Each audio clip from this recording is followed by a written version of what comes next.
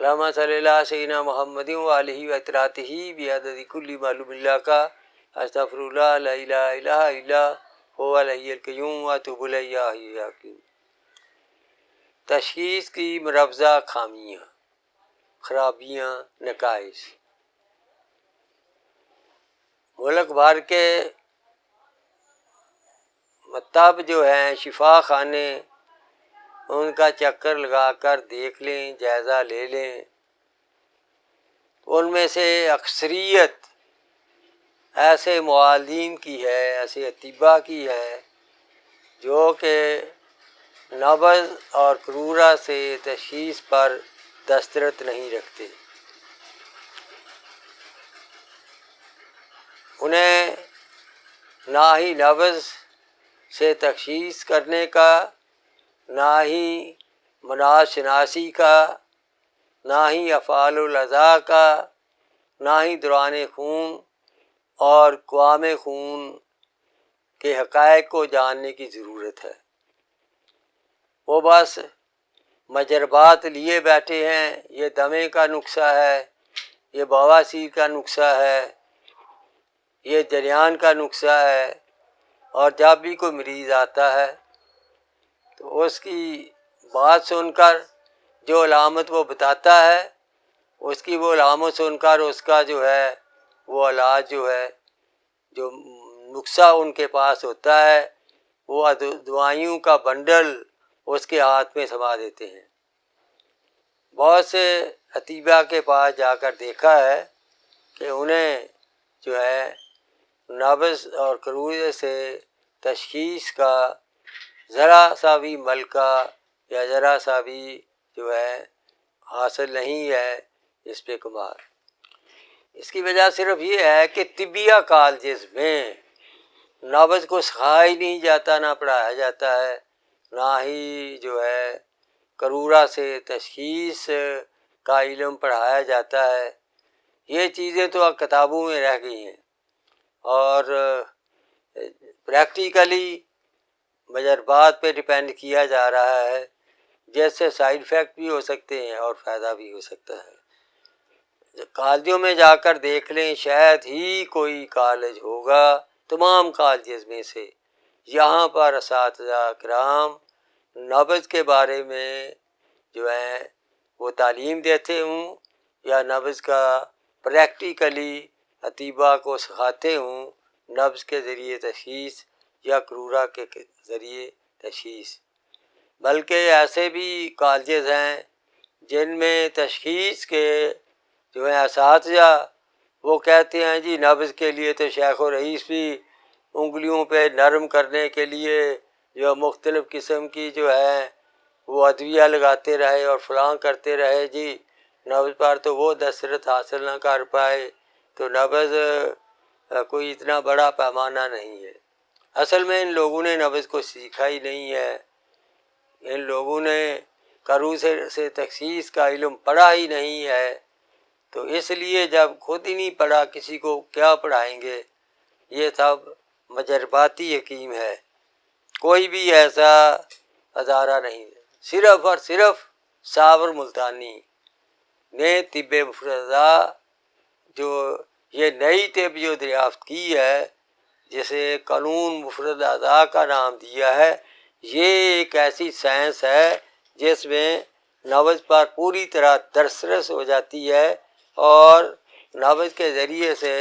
بندہ افعال الاعضاء، قوام خون اور دوران خون کو اچھی طرح سمجھ لیتا ہے۔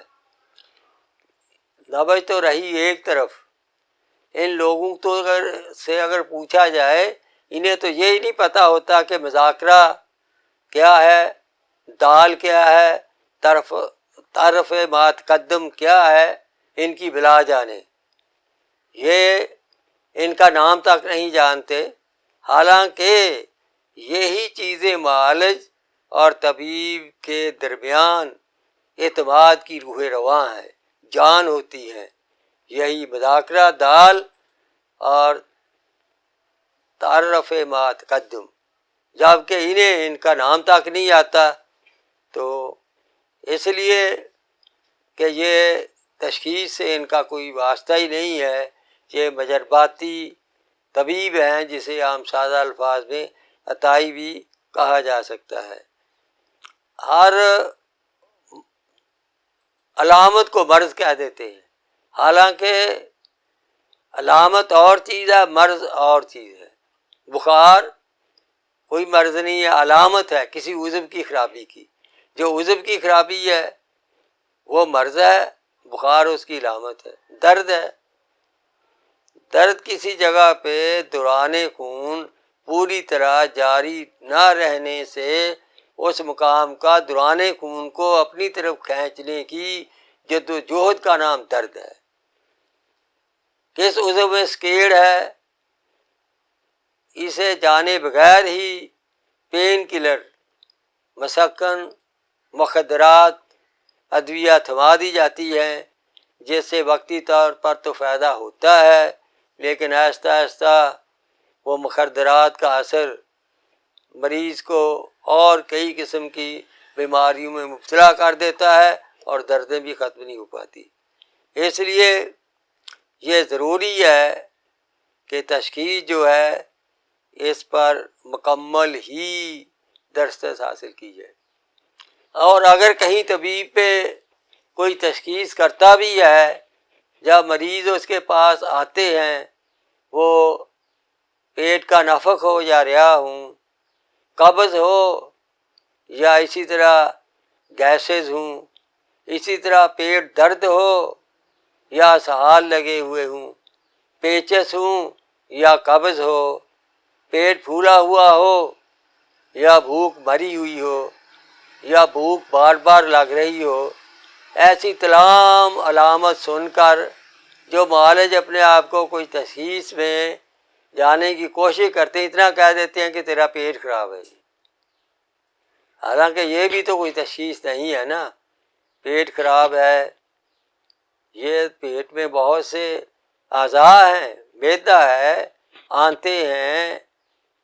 طحال ہے، تیلی ہے، گردے ہیں، پیتا ہے اور جگر ہے۔ معدے میں تو بہت سے اعضاء ہیں پیٹ میں، یہ نہیں جانا جاتا کہ جتنے بھی اعضاء ہیں پیٹ میں ان میں سے کون سا عضو بیمار ہے۔ صرف یہ اتنا ہی کہہ دیا جاتا ہے کہ تیرے پیٹ میں خرابی ہے تو اس کا ہم علاج کریں گے، جو کہ قطعی طور پر نہ تشخیص ہے اور نہ ہی کسی طبیب کی صداقت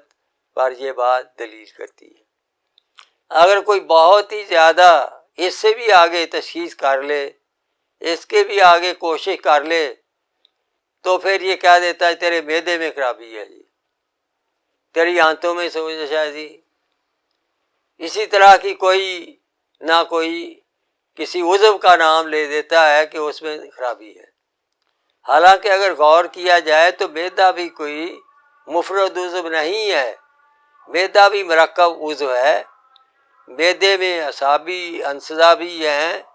معدے میں غدی انسجہ بھی ہیں، معدے میں عضلاتی انسجہ بھی ہیں، یعنی کہ مسکولر ٹیشوز، نروس ٹیشوز اور گلینڈولر ٹیشوز، ان سب سے مل کر بنا ہوا ہے معدہ۔ تو معدہ بھی ایک خود مرکب آرگن ہے۔ یہ یاد رکھیں، جب معدے کے اعصاب میں تحریک ہوگی، سوزش ہوگی یا ورم ہوگا، اس وقت معدے کے عضلات اور معدے کے غدد میں سوزش یا ورم نہیں ہوگا۔ اسی طرح اگر معدے کے غدد میں تحریک، سوزش یا ورم ہوگا، اس وقت معدے کے عضلات اور اعصاب میں نہ ہی سوزش ہوگی، نہ ورم ہوگا اور نہ ہی تحریک ہوگی۔ اور اسی طرح جب معدے کے عضلات میں تحریک، سوزش یا ورم ہوگا، پھر معدے کے اعصاب اور غدد میں نہ سوزش ہو سکتی ہے نہ ورم ہو سکتا ہے۔ البتہ ایسا ضرور ہے کہ ایک نسیج پر جو اثر پڑتا ہے کسی چیز کا، اس پہ دیگر انسجہ پر جو اس کے اثرات مرتب ہوتے ہیں، وہ جو ہے انہیں سمجھا جانا بھی ضروری ہے۔ مثلا جب معدے کے اعصاب میں تحریک ہوتی، سوزش ہوتی ہے، تو معدے کے غدد میں اور ضعف ہوتا ہے، اور معدے کے عضلات میں تسکین سستی ہوتی ہے، اور معدے میں رطوبات کا غلبہ ہوتا ہے، اور ایسی حال میں جو ہے وہ مریض پہ سستی طاری رہتی ہے، اسے رطوبات ناک سے یا منہ سے پانی آنا، یا پیشاب زیادہ آنا، یا سال ہونا، بار بار آنا، ایسی علامات ہوتی ہیں جب معدے کے اعصاب کی سوزش ہوتی ہے۔ دوسری صورت میں جب معدے کے غدد میں سوزش ہوگی تو پھر اس کی وجہ سے جو اثر جائے گا عضلات پر، عضلات میں ضعف چلا جائے گا اور اعصاب میں تسکین چلی جائے گی، یہ اس کی حالات ہوں گی۔ جسم میں گرمی کا غلبہ ہوگا، سانس کی نالی میں، معدے میں، اور اسی طرح پیٹ میں جلن ہوگی، کبھی کبھی پیٹ میں درد ہوگا، پیشاب جلن کے ساتھ آئے گا، اور مریض جو ہے وہ کہے گا مجھے بڑی گرمی محسوس ہوتی ہے۔ یہ معدے کی غدی جو ہے انسداد کی سوزش ہوتی ہے۔ اسی طرح جب معدے کے عضلاتی انسداد کی سوزش ہوتی ہے تو پھر اس صورت میں معدے کے اعصاب میں ضعف ہوتا ہے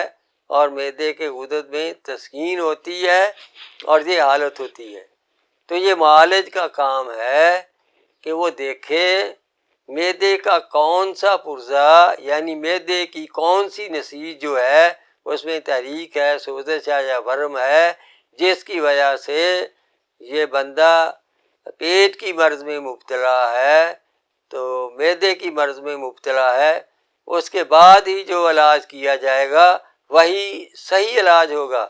اس کو سمجھنے کے بغیر کوئی ہاضمے کی دوائی دے دی جائے گی، معدے کی دوائی دے دی جائے گی، تو اس سے مریض کو سائیڈ افیکٹ بھی ہو سکتا ہے، الٹا نقصان بھی ہو سکتا ہے، اور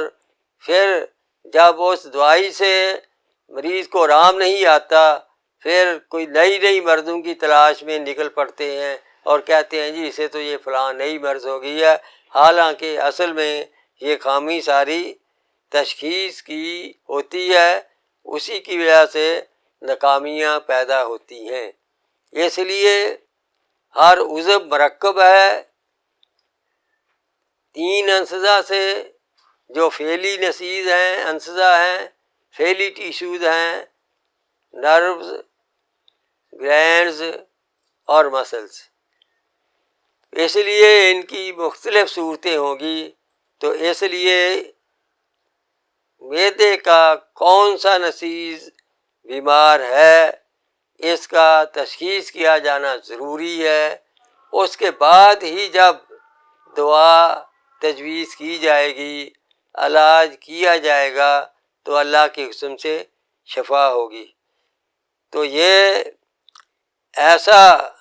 نتیجہ جو ہے بڑی آسانی سے بندہ نبض کے ذریعے نکال سکتا ہے۔ نبض کے ذریعے بندہ یہ تشخیص پر انشاءاللہ اگلے لیکچر میں نبض پہ پوری تفصیل سے بات ہوگی۔ جب معدے کے عضلاتی نسیج میں سوزش ہوگی تو صداویت کا غلبہ ہوگا، مریض کو خشکی اس پہ طاری ہوگی۔ جب معدے کے غدی نسیج میں سوزش ہوگی، تحریک ہوگی، تیزی ہوگی، تو مریض گرمی کا شکار ہوگا۔ اگر معدے کے نروس ٹیشوز میں، اعصابی نسیج میں سوزش ہوگی، تحریک ہوگی، تو بندہ بلغمی امراض کا شکار ہو جائے گا۔ اس لیے ان کی شناخت جو ہے بالکل ضروری ہے، اور پھر ان کو آپ ایک ہی سمجھ کر، معدے کو کلی عضو سمجھ کر، معدہ خراب ہے اس کا علاج کرنے سے اب آپ سمجھ گئے ہوں گے کہ کتنی خرابیاں پیدا ہو سکتی ہیں، کتنے بگاڑ پیدا ہو سکتے ہیں۔ تینوں کا علاج ہی ڈیفرنٹ ہے۔ پھر صرف معدے کی سوزش قرار دے کر ایز اے تشخیص اور پھر معدے کا علاج شروع کر دینا جو ہے، اس سے کیا فائدہ ہوگا؟ اس سے مریض کو بھی شفا نہیں ہوتی، معالج بھی ناکام ہو جاتا ہے اور پریشان ہو جاتا ہے کہ اتنی اچھی معدے کی دوائی دی ہے، اتنا اعلیٰ نسخہ تجویز کیا ہے، لیکن پھر وہ بھی اس کو فائدہ نہیں ہو رہا۔ اس لیے مجدد طب نے جو طب مفرزہ قانون فضا کا جادو ہمیں دیا ہے، اس سے انہوں نے علیحدہ علیحدہ معدے کے ہر نسیج کی سوزش کی علیحدہ علیحدہ نامات، علیحدہ علیحدہ نبض کے ذریعے اور کرورے کے ذریعے تشخیص کے ایسے اسرار و نبوغ دیے ہیں کہ جس کے بعد جو کسی بھی طرح شک و شبے کی گنجائش نہیں رہتی، علاج یقینی صورت اختیار کر جاتا ہے اور شفا جو ہے وہ یقینی ہو جاتی ہے، اور بے خطا علاج معالجہ کرنے کا بندے کو ملکہ حاصل ہو جاتا ہے۔ اور یہ وہ جادو ہے جو سر چڑھ کر بول رہا ہے، یہ ہے سمپل آرگن تھیوری کا یا سمپل آرگن لا کا، جو کہ حکیمی انقلاب صابر ملتانی نے ہمیں دیا ہے۔ اس لیے جو ہے ہمیں مختلف اعضاء کے انسجہ کی تحریک کو معلوم کر کے پھر اس کا علاج کرنا چاہیے۔ مثلاً اگر کوئی دمے کا مریض آپ کے پاس آتا ہے، تو اگر وہ عصبی سوزش کا دمہ ہے، حالانکہ مرض تو پھیپھڑوں کی ہے، سانس کی نالی اور ناک سے، تینی اعضاء سے، نظام ہوائیہ سے اس کا تعلق ہے، لیکن اعصاب کی سوزش سے بھی استھما ہو جاتا ہے، دمہ۔ اسی طرح جو ہے عضلات کی سوزش سے پھیپھڑوں میں صلابت آ جاتی ہے اور ان کی وائبریشن صحیح نہیں رہتی، تو اس سے بھی استھما ہو جاتا ہے۔ گلینڈولر سسٹم کی سوزش سے معدے کے پھیپھڑوں میں ضعف آ جاتا ہے، اس سے بھی استھما یعنی دمہ ہو جاتا ہے، جسے طب ذیق و نفس بھی کہتے ہیں۔ اب تینوں کا علاج ہی مختلف ہے۔ اگر اسے کوئی آدمی دمے کا نسخہ لیے بیٹھا ہے معالج، وہ کسی مریض کو دمے کا سنتے ہی وہ دمے کا نسخہ تھما دے گا، تو اگر تو مجاز کے مطابق ہوا وہ نسخہ تو اس کو فائدہ ہو جائے گا، اگر مجاز کے مطابق نہ ہوا اس کا تو بیماری اور بھی بگڑ جائے گی، اس بیچارے کا تو پہلے سے بھی اور جو ہے حالت خراب ہو جائے گی، اور وہ اطباء کے خلاف سوچ لے کر نکلے گا اور کہے گا جی میں اچھا طبیب کے پاس آیا ہوں، مجھے فائدہ ہونے کی بجائے الٹا نقصان ہو گیا۔ اسی طرح آپ شوگر دیکھ لیں، شوگر کی بھی میجر 3 ہی قسمیں ہیں: ذیابیطس معدی، ذیابیطس قبضی، ذیابیطس دماغی۔ اور کسی شوگر کا نسخہ اپنے پاس رکھ لینا اور وہ شوگر کے ہر مریض کو دیتے جانا، جیسے ایلوپیتھ میں ہاں جی کسی گولیوں سے نہ کنٹرول ہو تو بس پھر انسولین پہ آ جاتے ہیں، اور انسولین مسکولر مریض کو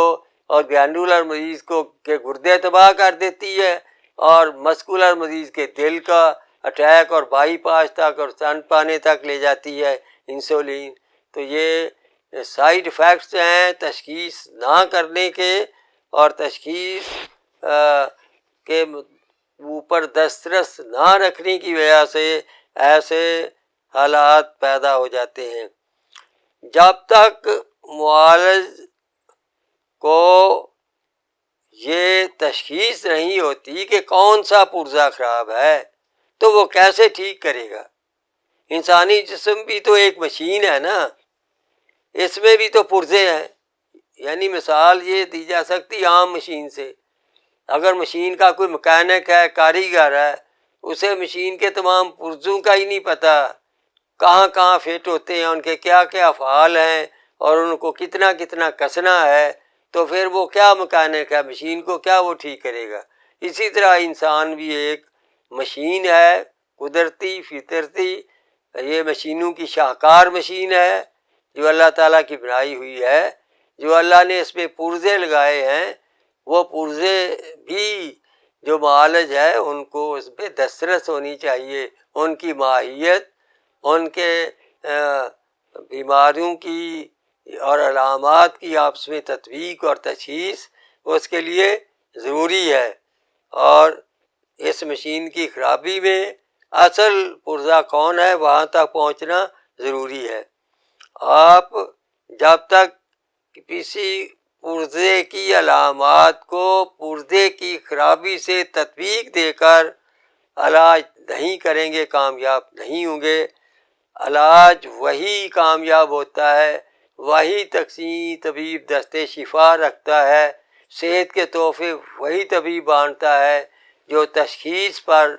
دسترس رکھتا ہے اور جو نبض کے ذریعے یہ پہچان لیتا ہے کہ مریض کا مزاج کیا ہے، مریض کے کون سے عضو میں نسیج میں خرابی ہے، اور اس کے مطابق وہ قوام خون کو، دوران خون کو اور افعال الاعضاء کو درست کر دیتا ہے، تو اس کی سر سے لے کر پاؤں تک کی تمام تکالیف جو ہیں رفع ہو جاتی ہیں۔ بلکہ ایسا علاج کرنے سے مریض آ کر طبیب کو ضرور کہے گا جی میں تو فلاں مرض کے لیے آیا تھا، میری تو فلاں مرض بھی ٹھیک ہو گئی، میں تو فلاں تکلیف کے لیے آیا تھا، میرے یہ علامات تھی تکلیف دیں وہ بھی رفع ہو گئی ہیں، اللہ کا شکر ہے کہ میں ٹھیک ہو گیا ہوں۔ صحیح تشخیص کرنے سے مریض جس شدت کی علامت سے پریشان ہو کر طبیب کے پاس آتا ہے، اگر وہ صحیح اس کا علاج کر دے گا تو پھر اس کی نہ ہی صرف یہ کہ وہ تکلیف دہ علامت رفع ہو جائے گی، اسے شفا مل جائے گی، بلکہ جسم میں پائی جانے والی تمام دیگر تکلیف دہ علامات بھی رفع ہو جائیں گی، اس کا قوام خون بھی ٹھیک ہو جائے گا، دوران خون بھی ٹھیک ہو جائے گا، افعال الاعضاء بھی درست ہو جائیں گے، تو پھر تمام کی تمام جو ہیں تکلیف دہ علامات دم دبا کر بھاگ جائیں گی۔ اگر تشخیص نہ ہو پائی تو پھر علاج معالجہ میں مشکلات، دقتیں اور ناکامیاں اور پریشانیاں ہوتی رہیں گی۔